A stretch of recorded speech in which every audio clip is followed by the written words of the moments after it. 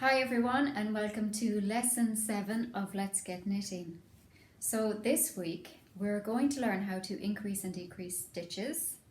So this isn't really related to the blanket tutorials, but I said I'd just put it out there in case anyone wants to have a go at it for some other patterns that they're doing.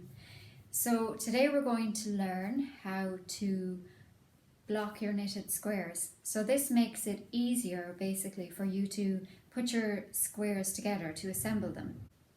So here before me I have a very flat cushion, and as you can see it's Harry Potter, but I've just covered his face here with my knitted squares. So what I've done is I've measured my original square and I have pinned it to the cushion, and then what I've done is I've just pinned my other squares over it so that they're all going to be exactly the same size.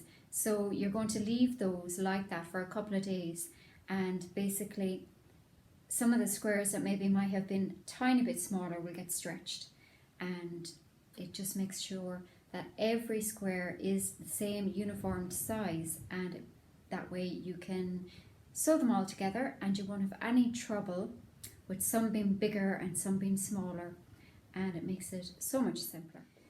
So I find that the flat cushion works perfectly for your knitted squares, but if you want to be a bit more adventurous, you can have a look at these images that are up next.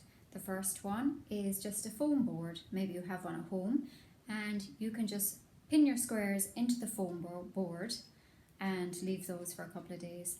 The second one is a bit more adventurous. It's a wooden platform, and so you're going to drill holes into it, and then you're going to put in wooden dowels, or maybe diffuser sticks would work into it, and then you can put your squares on top of it. But as I said, you know, the cushion works perfect, so why make life complicated for yourself? Okay, so the next thing we're going to learn is how to do our increase and decrease. So enjoy. There are many different methods of increasing and decreasing stitches when it comes to knitting, but today I'm going to show you a very basic one. Now, I'm not going to delve too much into this because it's not really part of our blanket tutorials, but I said I'd show it to you if anyone is feeling, you know, super confident out there and they want to explore more designs and more stitches. This might give them a little bit of confidence to go ahead and maybe do that. So the first thing you do is you knit as normal. So you're just going to wrap your wool around, pull your loop through.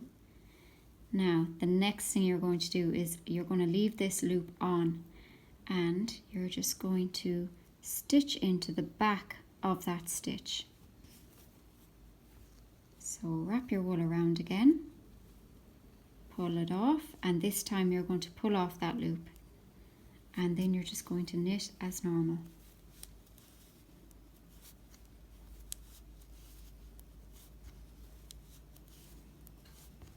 Now say if I wanted to increase on both sides, what I would do is when I come to the last stitch is I do the same again.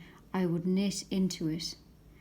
But let's say we just want to shape one side of it. So you would knit as normal again on this side.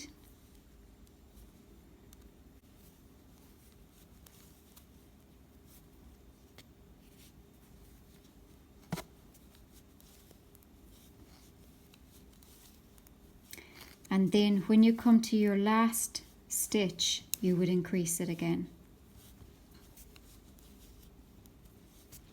Now, depending on the gradient of your increase, you know, you could increase by 2, you could increase by 4. It depends really what kind of a shape you're after. So I'm just going to increase by 2 stitches again here.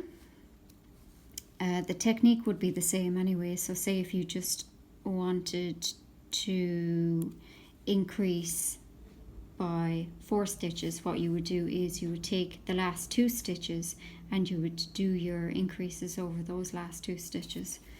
Say I'm just doing 2 stitch increase. So what I've done is I've knitted in as normal, and then I'm going to go into the back of my stitch again. So knitting into the back there, wrap your wool around and just pop it over, and you've got another increase. So you can see that there's a slight increase there. So what I'm going to do is I'm going to just do this for the next maybe 4 or 5 rows, and then I'll come back and I'll show you the shaping, the increase that's there. So the technique used for increasing stitches is called a bar increase, and this would be wrote on a knitting pattern as INC.1, which is increase by 1. So now I'm going to show you how to decrease stitches.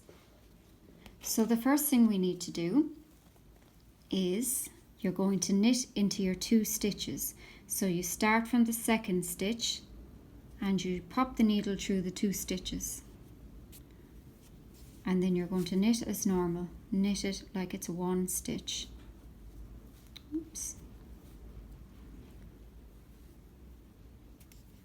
Try that again. Wrap your wool around. So you're going to pop it off, and then you're just going to pop your loops off. The 2 stitches come off, and it's as simple as that. So then you're going to just knit as normal the rest of the row.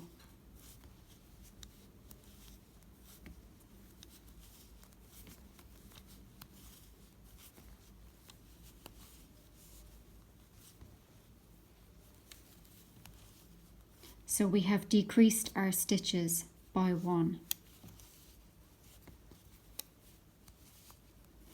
And if you were to look at that in a pattern book, it would say K2 tog. So I'm just going to decrease again. Now this is my left side, so what I need to do is I need to wait till I get to the last 2 stitches to decrease. So you're just going to knit as normal.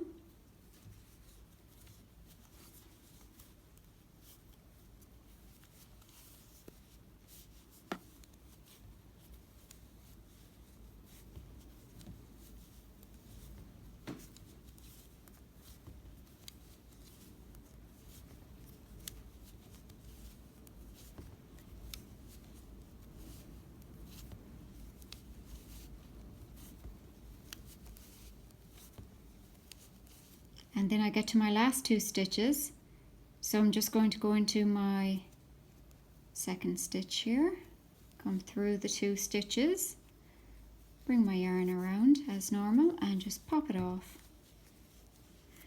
So I'm going to do that now for another couple of rows, and then you'll be able to see what effect it has on the knit. So there you go, there's our increase and there's our decrease. And it does kind of look similar to a shoulder seam, but obviously if you were doing a shoulder seam, you wouldn't increase or decrease every row. You would have a certain amount of rows, so you'd get a kind of a more not as pointy kind of a gradient on your knit. But I hope that kind of gives you some insight into the increasing and decreasing technique. And you know, it's okay, it's not that daunting, so definitely give it a try. You know, you won't know unless you try, isn't that it?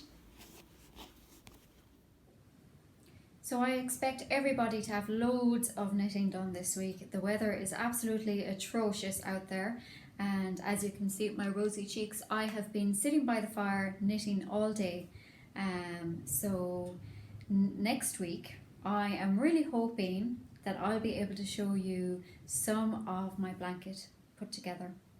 Now it won't be much, but you know, it's something, so I'm getting there slowly. So I'm hoping that maybe, you know, you'd be able to send me in some photographs of your blankets as well, or even if it's just a square, if that's all you've done, just send it in to me. I'd be really excited to see them.